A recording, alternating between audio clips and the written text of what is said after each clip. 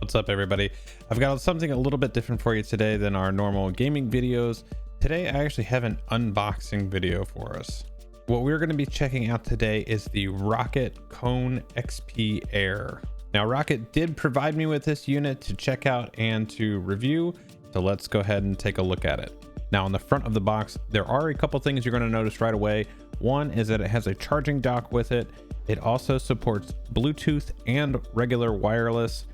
It has 29 button functions, and what kind of peripheral today would not be complete without some sweet RGB lighting? Now, on the first side, it's actually going to tell us about the switches, the glides, and the charging dock. You're going to notice it has a Titan switch, which is an optical switch. That is one of their own switches. It's not like your traditional cherries or anything like that. Now, the glides are actually made out of polytetrafluoroethylene, or PTFE, which is best known for its non-stick properties, and again showing the charging dock.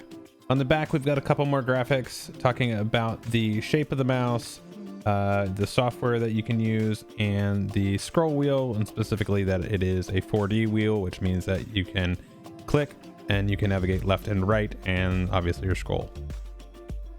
On the last side, we get a couple stats. We have a 100-hour battery life, the 5 LEDs, the 100 million click life cycle, the number of colors in the RGB, and how many DPI it goes up to with 19,000 with the owl eye sensor. And here on the top view, just want to point out one last thing here, that this is a NVIDIA Reflex compatible mouse. So if you are playing on a machine that actually supports NVIDIA Reflex with games that support it, this mouse will also support that feature as well. So let's go ahead and open this up and take a look at see what's inside.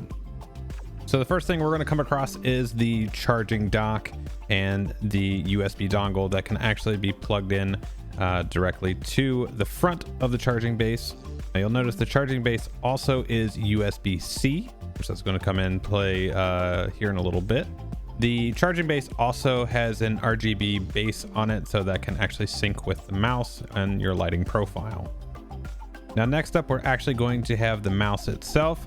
Let's go ahead and peel the stickers off of the PTFE guides on the bottom. Now, the finish of the mouse overall is kind of a matte finish with a side grip on it. The buttons actually feel pretty good all around. You'll see the DPI switches up front, the click wheel, the 4 thumb buttons, and also the thumb rest trigger. Now, here you'll actually see where the USB-C is placed into the front of the mouse, which actually is dual purpose. You can actually use it as a wired mouse also while it's charging, which is great because then you don't have to charge it specifically on the cradle, and you can use it as wired or wireless or Bluetooth, whichever you want to use. All right, so here we're going to be placing the USB-C into the base, and you notice the RGB comes on right away.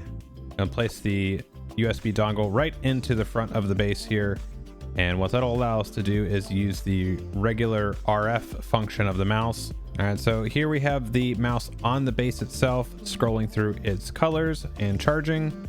And what's great about this is whenever you're ready to use it, just lift it up off the base, and it is on and ready to use.